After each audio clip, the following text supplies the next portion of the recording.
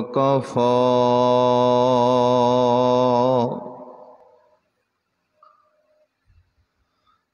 وسلام على عباده الذين اصطفى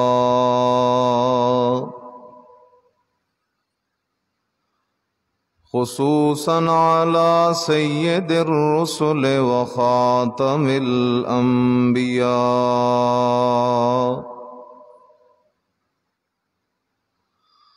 أما بعد فأعوذ بالله من الشيطان الرجيم بسم الله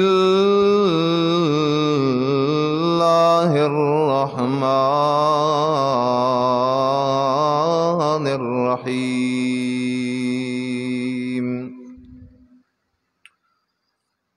وإذ قال لقمان لابنه وهو يعظه يا بني لا تشرك بالله إن الشرك لظلم عظيم إن الله وملائكته يصلون على النبي يا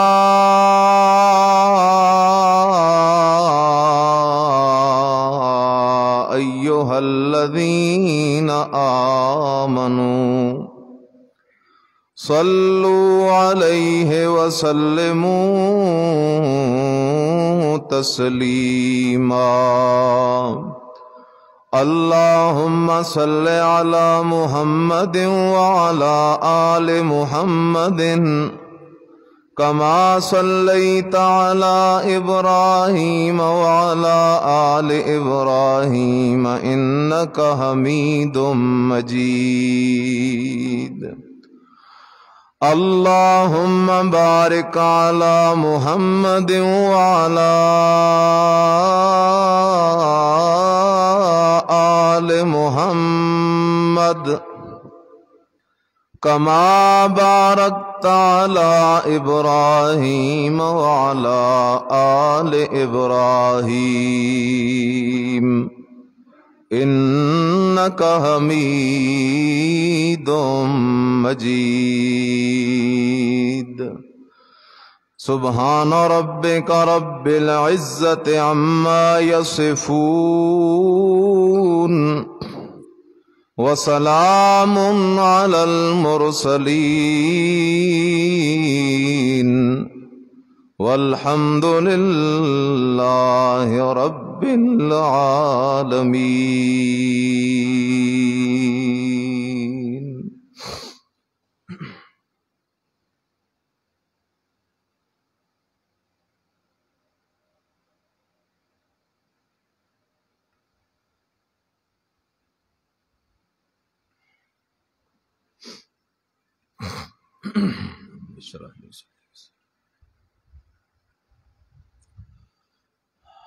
انتہائی قابل صد احترام محض مخلص مسلم دوستو، بھائیو، بزرگو، میں نے سورہ لقمان سے ایک آیت کریمہ آپ کی خدمت میں تلاوت کی ہے۔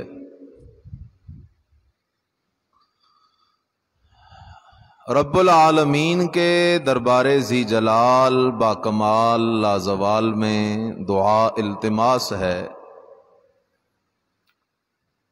کہ اللہ ہم سب کو قرآن و سنت کے مطابق اپنے عقائد اور اعمال استوار کر کے آخرت کی تیاری کی توفیق نصیب فرمائے۔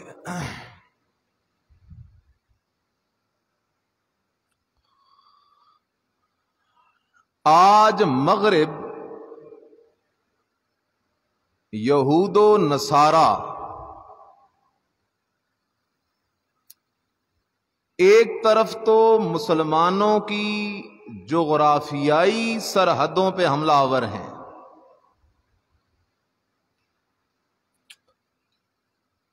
کبھی یہود و نصارہ اٹھتے ہیں، کسی ایک مسلمی ملک پہ حملہ آور ہوتے ہیں، کبھی دوسرے پہ، کبھی تیسرے پہ. لیکن یہ بات اٹل ہے کہ یہود اور نصارہ جنگ کے میدان میں کبھی بھی مسلمان کو شکست نہیں دے سکتے. وقتی طور پہ اونچ نیچ لگی رہے گی، لیکن آخری فیصلہ جب ہوگا تو لا الہ الا اللہ محمد الرسول اللہ کی فتح ہوگی. تو یہ ایک جنگ ہے. لیکن یہود اور نصارہ نے ایک اور حملہ کیا، وہ حملہ اس سے بھی زیادہ خطرناک ہے. اور وہ حملہ ہے مسلمانوں کی تہذیب پر، مسلمانوں کے اسلامی طور طریقوں پر، اسلامی طرز زندگی پر. یہ مغرب کا حملہ اس سے زیادہ خطرناک ہے. اس نے ہم سے لباس چھین لیا، جو لباس پردے والا تھا، اور پینٹ پتلون کو مسلمانوں کے اندر ایسے عام کیا کہ مسلمان آج اس پہ فخر محسوس کر رہے ہیں. اسی مغربی تہذیب نے مسلمانوں سے داڑھی چھین لی، اور آج مسلمان نبی کی سنت کو ذبح کر کے اپنے آپ کو خوبصورت سمجھ رہا ہے.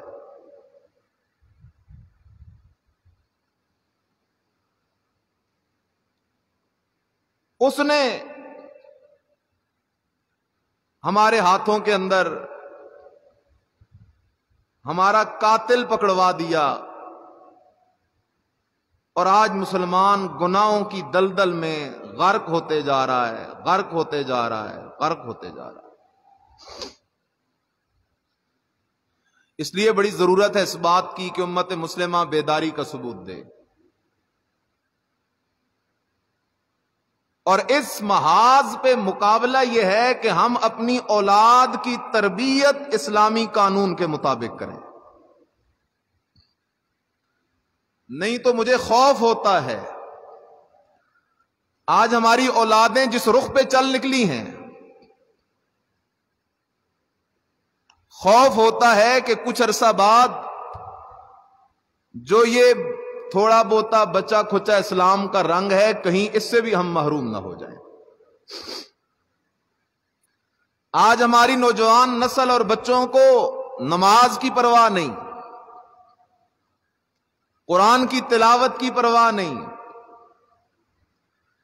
داڑھی رکھنا مسلمان معاشرے میں معیوب ہو گیا ہے.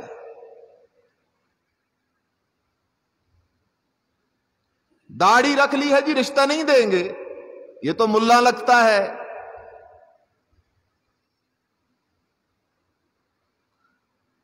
مسلمان ہے، پوری داڑھی ہوگی، دنیا کمانے کے لیے یورپ جائیں گے اور اپنی داڑھی کو کٹوا دیں گے.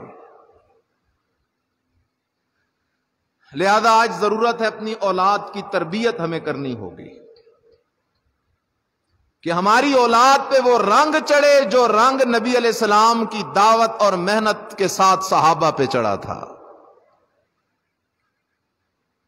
عیسائی جب ان کے بچے بالغ ہوتے، سمجھدار ہوتے، تو عیسائی اپنے بچوں کو لے جا کے ایک پانی میں غوطہ دیتے تھے. ایک زرد رنگ کا پانی تھا، اس میں غوطہ دیتے اور کہتے الآن صار نصرانیہ، اب یہ ہمارا بچہ پکا عیسائی بن گیا ہے. اللہ نے جواب دیا صبغۃ اللہ ومن احسن من اللہ صبغا. او عیسائیو، تم اپنے بچوں کو پانی کے ایک حوض کے اندر غوطے دے کے کہتے ہو اب پکا عیسائی بن گیا ہے. تم اپنے بچوں پہ جو رنگ چڑھاتے ہو وہ رنگ تو 1-2 دن میں اتر جاتا ہے، لیکن آؤ نا ایک رنگ میرے نبی کے صحابہ پہ چڑھا ہے. قرآن کے دریا میں غوطے لگانے کی وجہ سے، نبی علیہ السلام کی سنت کے ساتھ پیار کرنے کی وجہ سے، میں اللہ کہتا ہوں صبغۃ اللہ ومن احسن من اللہ صبغہ، رنگ اللہ کا اور اللہ کے رنگ سے زیادہ اچھا رنگ کس کا ہو سکتا ہے؟ یہ قرآن کا اثر تھا، نبی علیہ السلام کی صحبت کا اثر تھا کہ جہاں میدان جہاد میں صحابہ لڑا کرتے تھے، جہاں میدان جہاد میں صحابیات صحابہ کی مدد کیا کرتی تھیں، وہاں میدان جہاد کے اندر چھوٹے چھوٹے بچے بھی جہاد کے جذبے سے سرشار ہوا کرتے تھے. اللہ،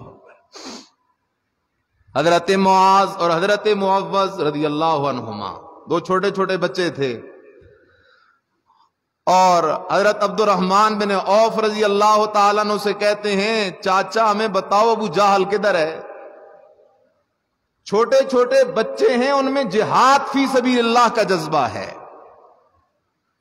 اور آج ہمارے بچوں میں نماز کا جذبہ نہیں، تلاوت کا جذبہ نہیں، دین کا جذبہ نہیں. یہ گناہ ان بچوں کا نہیں، یہ سارا ہمارا گناہ ہے. چاچا جو ابو لہب ہمارے نبی کو بک بک کرتا ہے، بتائیں نا وہ ابو جہل کدھر ہے؟ حضرت عبد الرحمن بن عوف رضی اللہ تعالیٰ عنہ نے اشارہ کیا، وہ ابو جہل صفوں کے آگے لیڈری کر رہا ہے، کمانڈ کر رہا ہے. ایک دم وہ دونوں بچے حملہ آور ہوئے اور ابو جہل کو دری ڈھیر کر کے رکھ دیا.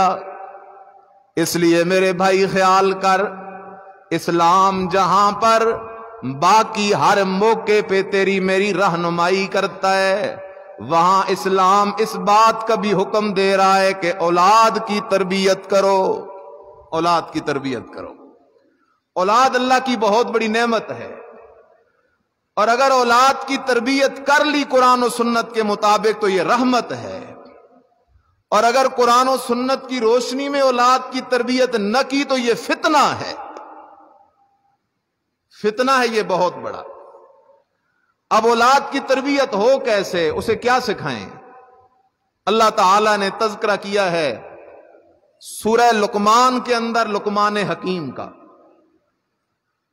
یہ لقمان حکیم حبشی تھا، رنگ کا بھی بڑا کالا تھا، اور اس کے قدم بھی حبشیوں کی طرح بالکل ایسے سیدھے تھے، پلین تھے، بھدے موٹے موٹے قدم. بکریاں چرایا کرتا تھا، لیکن ایک وقت آیا کہ اللہ کا ولی بن گیا. ایک چرواہا اس کا دوست تھا، ایک دن آیا لقمان حکیم کی مجلس میں، دیکھا دنیا بیٹھی ہے، فیض جاری ہے، لقمان حکیم لوگوں کو نصیحتیں کر رہے ہیں، اللہ کی توحید نبی کی سنت سنا رہے ہیں، اور لوگ لقمان حکیم سے فیض یاب ہو رہے ہیں. تو وہ جو دوست تھا چرواہا، وہ لقمان حکیم کے قریب لگا اور آہستہ سے پوچھا، تو وہی نہیں ہے جو میرے ساتھ بکریاں چرایا کرتا تھا؟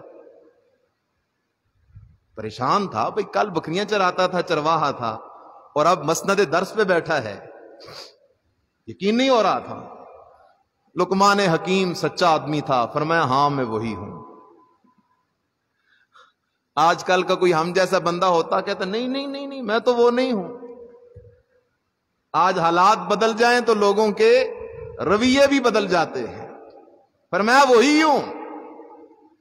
تو اس چرواہے نے پوچھا اچھا پھر یہ تبدیلی کیسے آئی؟ تو لقمان حکیم نے 4 جملے کہے. فرمایا او میرے چرواہے بھائی، مجھ پہ جو اللہ نے فضل کیا ہے اس کی 4 وجہ ہیں۔ نمبر 1 قدر اللہ، نمبر 1 قدر اللہ و صدق الحدیث و اداء الامانہ و ترک ما لا یعنینی۔ او میرے چرواہے بھائی، میں نے 4 کام زندگی میں لازم پکڑے ہوئے ہیں، اور میرے انہی 4 کاموں کی وجہ سے میرے اللہ نے مجھے یہ عزت دے دی ہے۔ پہلا کام فرمایا قدر اللہ، میں سب سے زیادہ عزت کرتا ہوں تو اللہ کی کرتا ہوں، سب سے زیادہ امید رکھتا ہوں تو اللہ سے رکھتا ہوں، سب سے زیادہ ڈرتا ہوں تو اللہ سے ڈرتا ہوں۔ قدر اللہ، میرے دل میں اللہ کی اتنی قدر ہے، وقت نماز کا ہو جائے مجھ سے نماز نہیں چھوٹتی۔ قدر اللہ، میرے دل میں اللہ کا اتنا قدر ہے، عبادت کرنے کا وقت ہو جائے تو میں سارے کام چھوڑا کے اللہ کی عبادت میں کھڑا ہو جایا کرتا ہوں۔ نمبر 2 صدق الحدیث، میں چرواہا تھا تب بھی اور اس مقام پہ پہنچ گیا ہوں تب بھی ساری زندگی میں میری زبان پہ کبھی جھوٹ نہیں آیا۔ صدق الحدیث سے میں سچ بولا کرتا ہوں۔ نمبر 3 فرمایا اداء الامانہ، میں نے امانت میں کبھی خیانت نہیں کی، میں امانت اس کے حقدار بندے کو پہنچاتا ہوں۔ نمبر 4 فرمایا ترک ما لا یعنین، جس کام میں میرا مطلب نہ ہو میں اس کام کی طرف جایا ہی نہیں کرتا۔ جس بات میں میرا مطلب نہ ہو اس بات کے اندر میں دھیان دیا نہیں کرتا۔ تو ہمیں بھی اپنی اولاد کو یہ ترغیب دینی چاہیے، قدر اللہ، او بیٹا اللہ کی قدر کرنا۔ اللہ اکبر۔ لیکن ہمارا تعلیمی نظام کدھر چلا گیا؟ الف سے انار۔ مسلمان کو چاہیے وہ سکھائے اپنے بچے اس کو الف سے اللہ، اللہ کا نام۔ اور قدرتی بات ہے معصوم بچوں کی زبان پہ اللہ کا نام بہت میٹھا لگتا ہے۔ قدر اللہ، بیٹا اللہ کا قدر کرنا۔ نمبر 2 بیٹا زندگی میں کبھی جھوٹ نہ بولنا۔ نمبر 3 او بیٹا زندگی میں کبھی خیانت نہ کرنا۔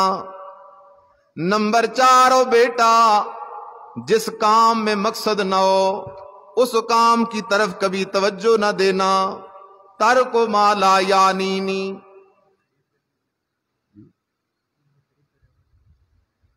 ترک ما لا یعنینی۔ اللہ اکبر۔ یہی لقمان حکیم ہے۔ اس لقمان حکیم نے اپنے بیٹے کو بٹھا کے کچھ نصیحتیں کی، خیال کرو۔ اللہ کو وہ نصیحتیں اتنی پسند آئی، لقمان حکیم نے اپنے بیٹے کی تربیت کی، اللہ کو وہ تربیت اتنی پسند آئی، اللہ نے اس تربیت کو قرآن کا حصہ بنا دیا ہے۔ لقمان حکیم اپنے بیٹے کی تربیت کر رہا ہے۔ آؤ ان چند قیمتی باتوں کو یاد کرو اور عہد کرو ہم بھی اپنے بیٹوں کو یہ باتیں سکھائیں گے۔ نمبر 1 اللہ کا قرآن کہتا ہے اذ قال لقمان لابنہ وهو يعظه یا بنی لا تشرک باللہ ان الشرک لظلم عظیم ووصینا الانسان بوالدیہ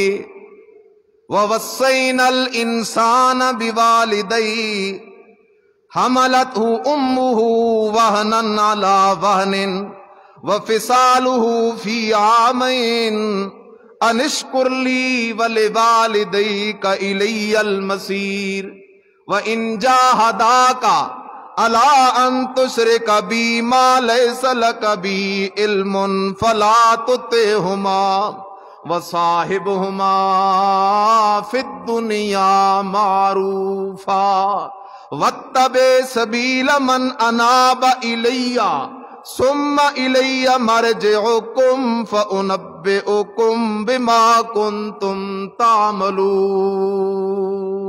اللہ سبحان اللہ۔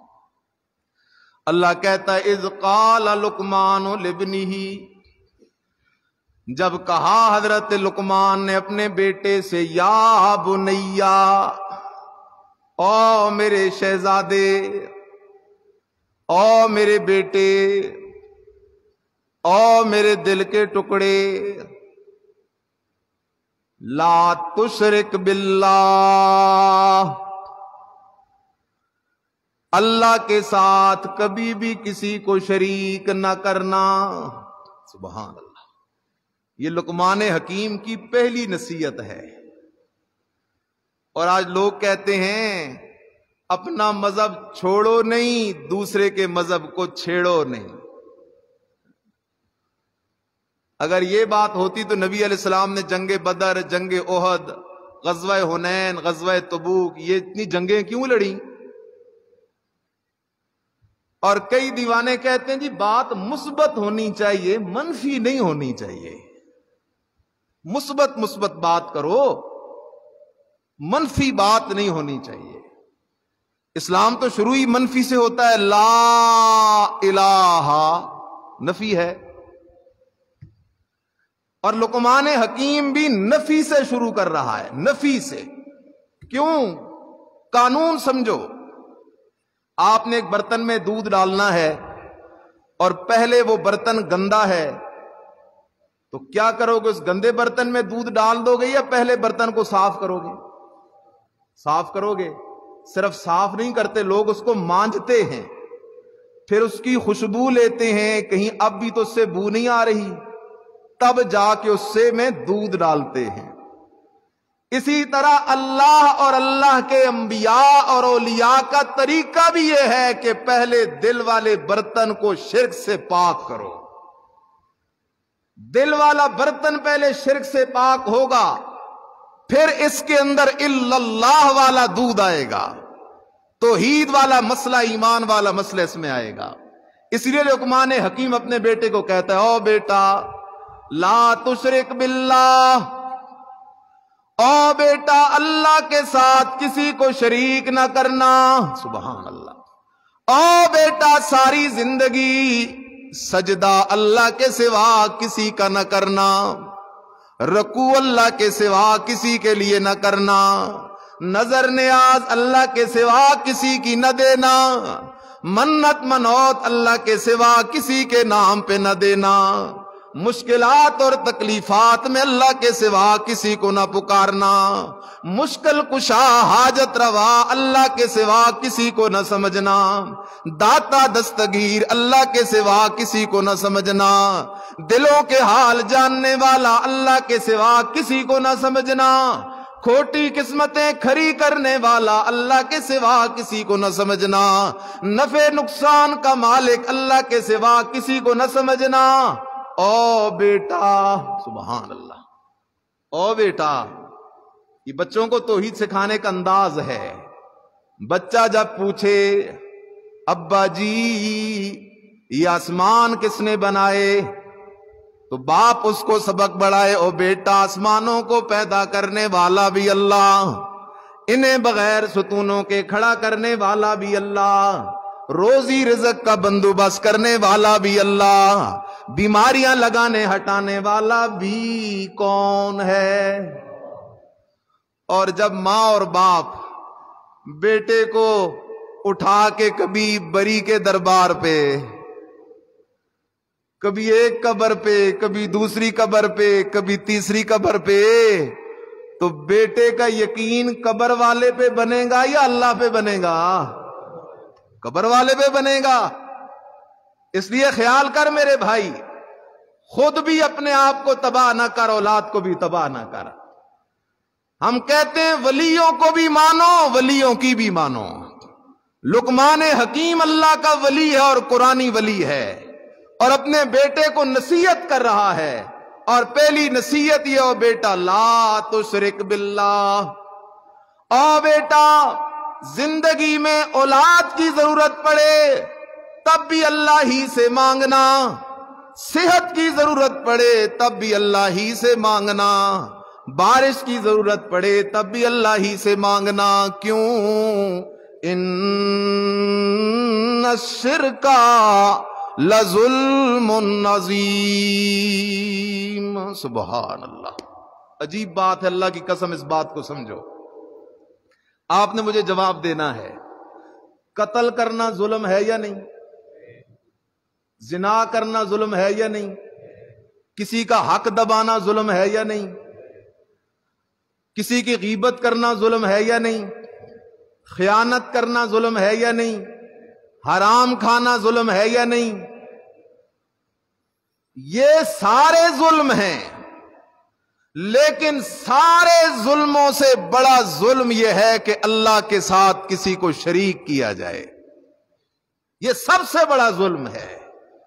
لیکن افسوس یہ ہے کہ آج ہمارے کچھ نادان دوست اس ظلم کو ظلم نہیں سمجھتے، کہتے ہیں ہم تو عاشق ہیں۔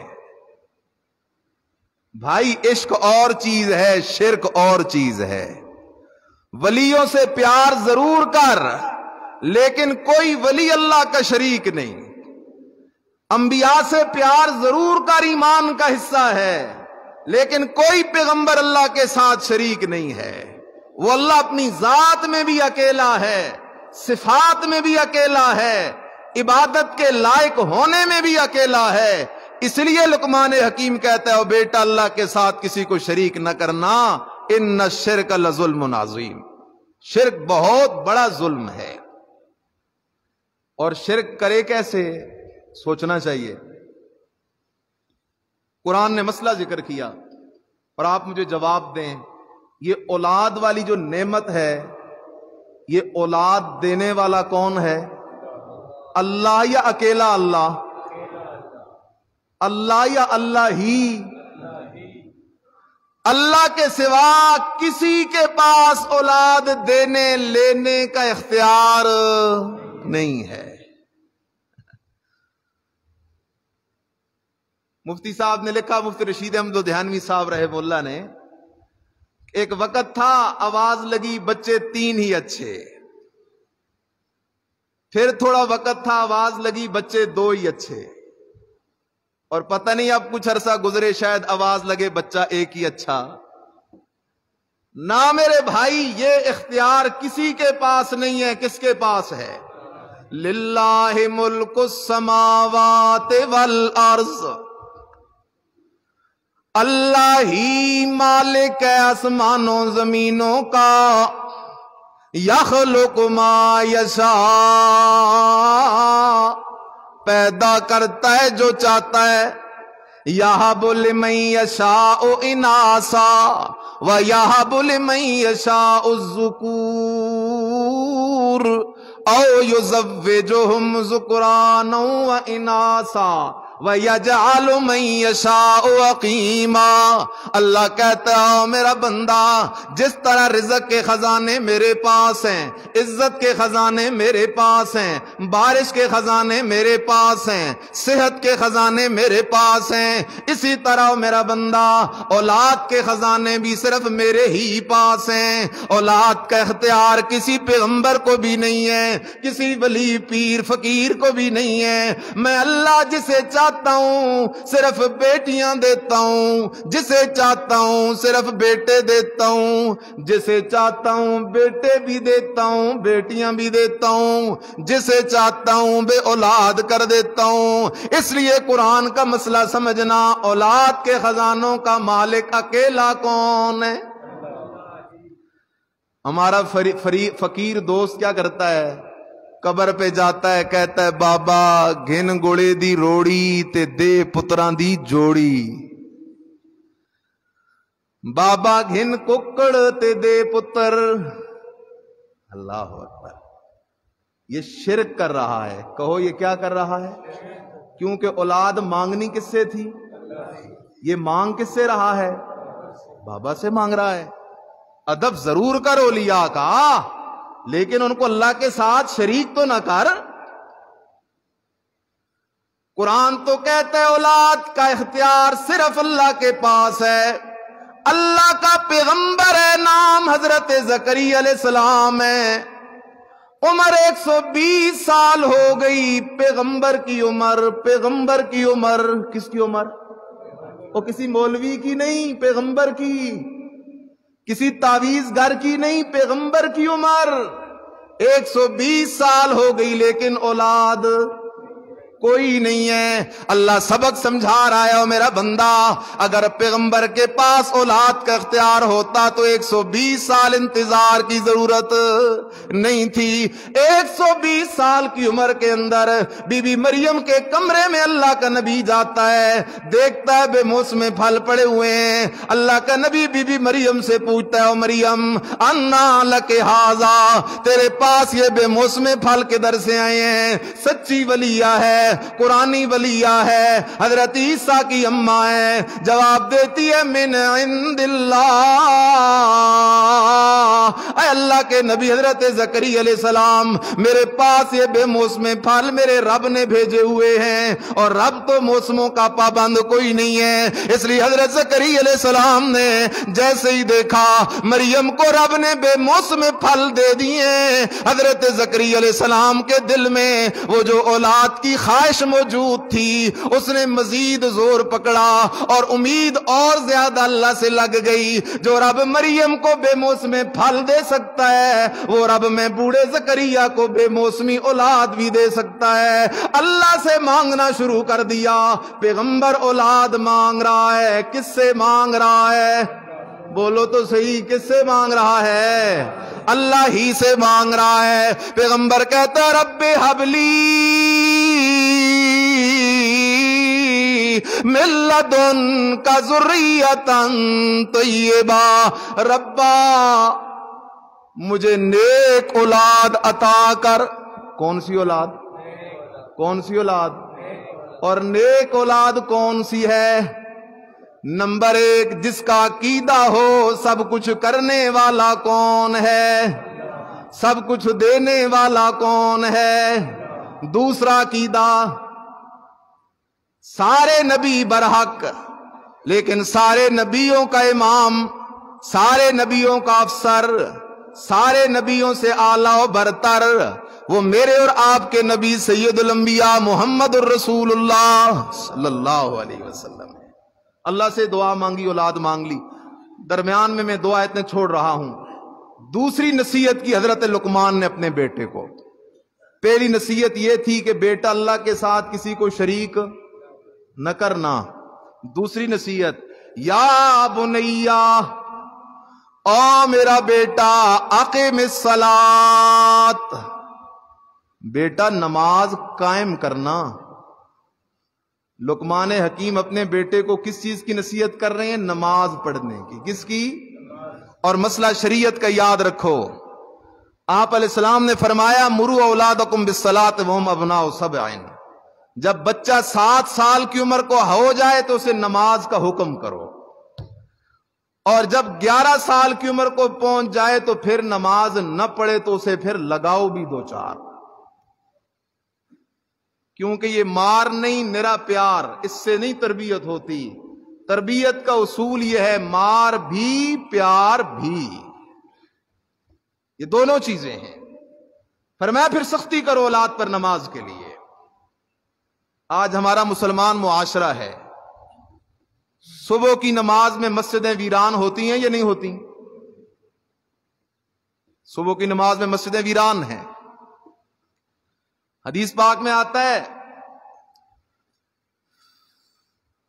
صبح کی نماز کتنی برکت ہے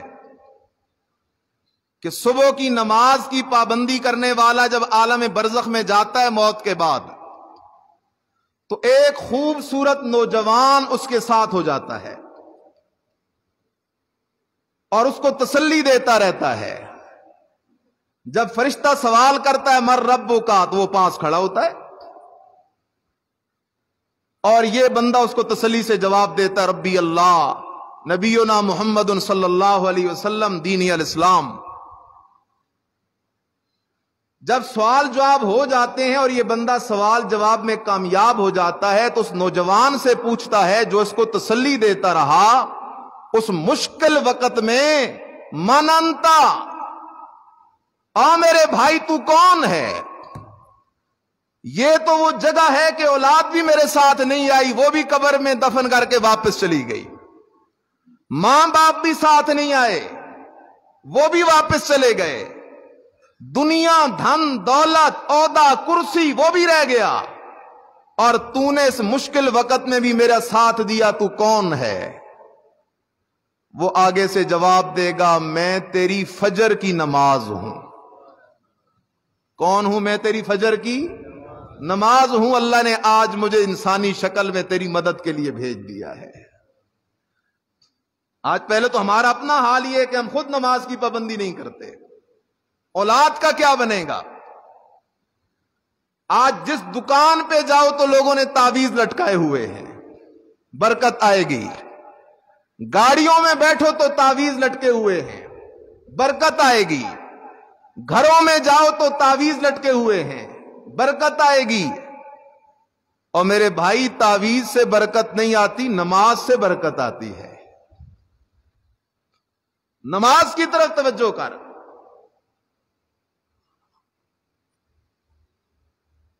اس لیے حضرت لقمان حکیم کہتے ہیں، یا بنیا اقم الصلاۃ، میرا بیٹا نماز قائم کر۔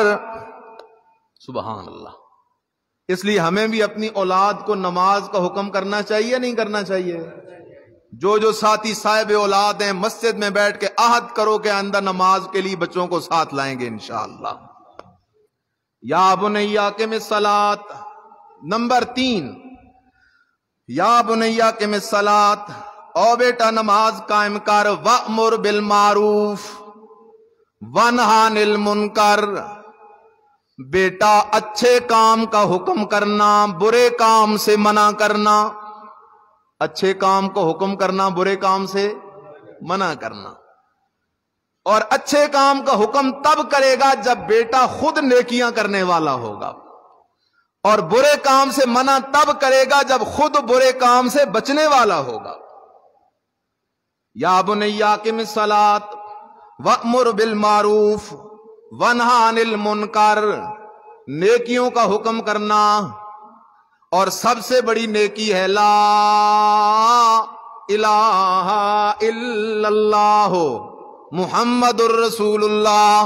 او بیٹا گلی گلی اللہ کی توحید، نبی کی سنت کی آواز لگانا، لوگوں کو نماز کی طرف بلانا، روزے کی طرف بلانا، حج کی طرف بلانا، زکوٰۃ کی طرف بلانا، جہاد کی طرف بلانا، قرآن کی طرف بلانا، نبی کی سنت کی طرف بلانا۔ وَأْمُرْ بِالْمَعْرُوفِ وَانْهَ عَنِ الْمُنْکَرِ، بیٹا خود بھی گناہ نہ کرنا، دوسروں کو بھی گناہ سے روکنا، خود بھی شرک نہ کرنا، دوسروں کو بھی شرک سے روکنا، خود بھی بدعت نہ کرنا، دوسروں کو بھی بدعت سے روکنا، خود بھی غیبت نہ کرنا، دوسروں کو بھی غیبت سے روکنا، خود بھی حرام نہیں کھانا، دوسروں کو بھی حرام نہ کھلانا، خود بھی کسی کی چیز میں خیانت نہ کرنا، دوسروں کو بھی خیانت سے روکنا۔ یہ اولاد کی تربیت کا حصہ ہے۔ وَاصْبِرْ عَلَىٰ مَا أَصَابَكَ۔ چوتھی نصیحت، بیٹا زندگی میں مشکل حالات بھی آئیں گے، کبھی بھوک بھی آئے گی، پیاس بھی آئے گی، بیماری بھی آئے گی، تکلیف بھی آئے گی، تو وَاصْبِرْ، صبر کرتے رہنا، کیونکہ تکلیف اللہ کی طرف سے امتحان ہوتا ہے، اور بندہ جب اس تکلیف پہ صبر کرتا ہے تو اس امتحان میں پاس ہو جاتا ہے، اور اللہ اس بندے کے درجے بلند کر دیا کرتا ہے۔ وَاصْبِرْ عَلَىٰ مَا أَصَابَكَ، بیٹا صبر کرنا۔ چوتھی نصیحت۔ پانچویں نصیحت، وَلَا تُصَعِّرْ خَدَّكَ لِلنَّاسِ، بیٹا تکبر نہ کرنا، تکبر نہ کرنا۔ حدیث میں آتا ہے الکبریاء ردائی، تکبر کس کی شان ہے؟ اللہ کی شان۔ انسان ہو اور تکبر کرے؟ اللہ کی قسم یہ بات نہیں سمجھ آتی. میں صرف سمجھانے کے لیے جملہ کہہ رہا ہوں.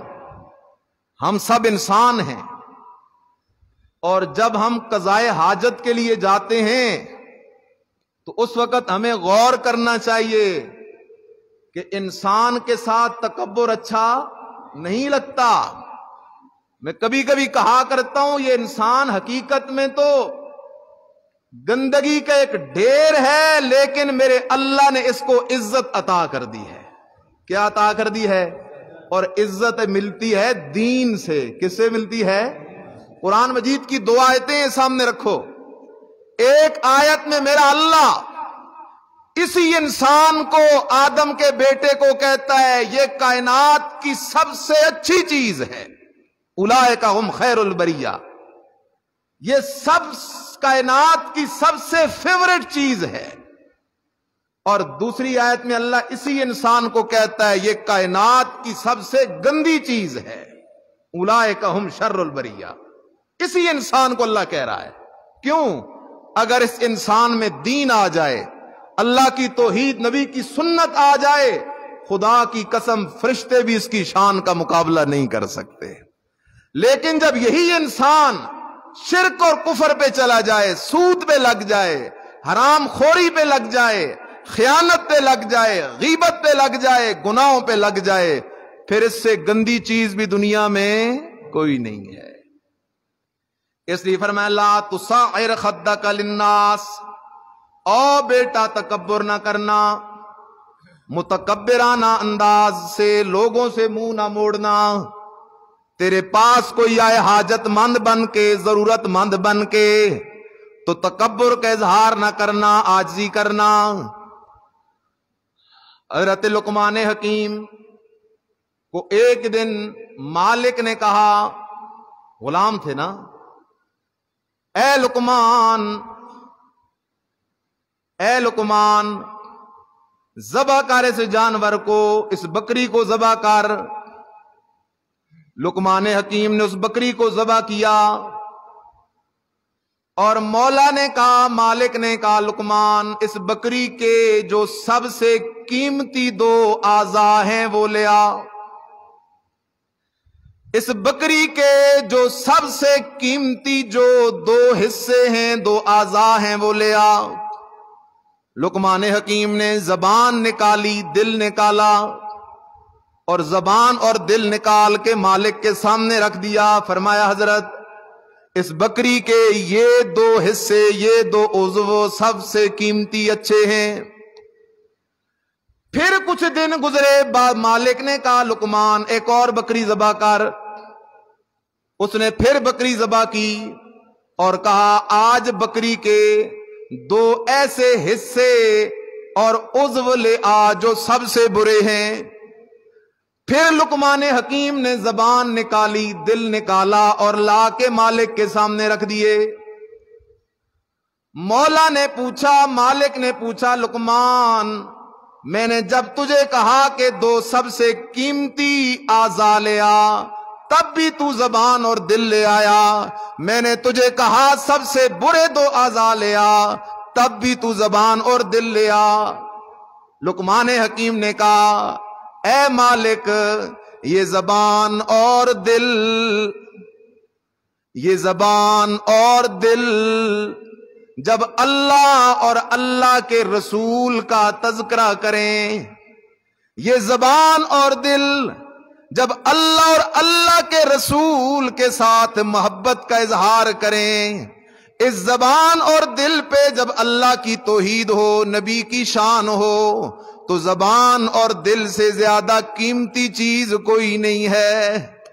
لیکن اگر یہی زبان اور دل گندے ہو جائیں، ان پہ شرک آ جائے، ان پہ غیبت آ جائے، ان پہ جھوٹ آ جائے، ان میں بغض آ جائے، ان میں کینہ آ جائے، ان میں عداوت آ جائے، ان میں گالم گلوچ آ جائے، تو پھر ان 2 سے زیادہ گندی اور کوئی چیز نہیں ہے.